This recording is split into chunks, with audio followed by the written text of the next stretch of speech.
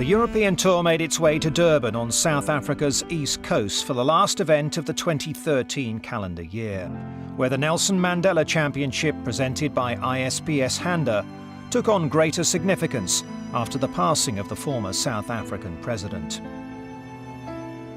Well, obviously South Africa is not in a good place at the moment, obviously with Madiba passing away last week, but you know, it's a strong country. He's left us with something that he started, and hopefully we can continue with that. And you know, he's been a big inspiration for South Africa, but not just for South Africa, but for the rest of the world as well. And you know, he's never going to be forgotten. Organisers thought about cancelling the tournament which bears his name, but it was Mandela who himself said that sport has the power to change the world, and with that in mind, the championship was given the go-ahead.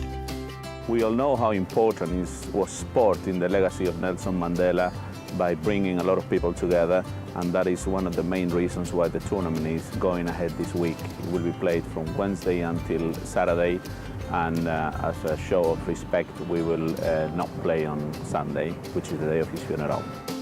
Last year's inaugural event was reduced to 36 holes because of bad weather, and Scotland's Scott Jamieson made the best of the conditions to claim his first European Tour title. Jamieson was also keen for the tournament to go ahead, given that a number of charities were set to benefit from the week. It's extremely important, you know, obviously Nelson Mandela's done so much good work for this country and around the world. You know, and I think they've got a perfect marriage with ISPS HANDA for this tournament. And you know, the money raised here this week goes to the Nelson Mandela Children's Fund, which is in turn that's all been put towards the hospital they're trying to build for the children. So it's extremely important. So hopefully this week we can raise a lot of money for that cause. Once again, poor weather prevented 4 rounds from being completed, and the tournament was reduced to a 54-hole contest. Leading the way going into the final round was Daniel Brooks. The Englishman was at 14 under par thanks to rounds of 62 and 64. He had a 3-shot lead over Matthew Baldwin, Davi van der Walt and Jorge Campillo. 1 shot further back was Brandon Grace. The South African had an extra incentive to finish the year with a victory.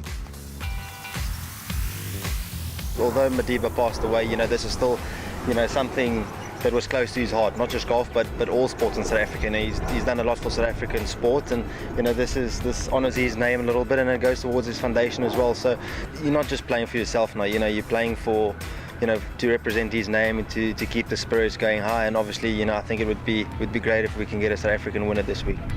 The event is one of a growing number of golf tournaments to benefit from a collaboration with ISPS HANDA, who aim to make golf accessible to as many people as possible.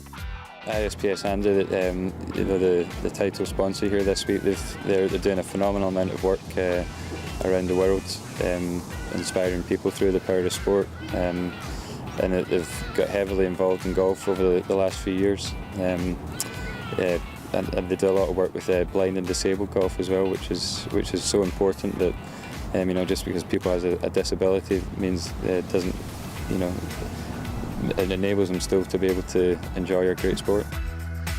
The Durban weather finally allowed for an uninterrupted final round, but overnight leader Brooks seemed unsettled as he dropped 4 shots in the first 4 holes to surrender his lead.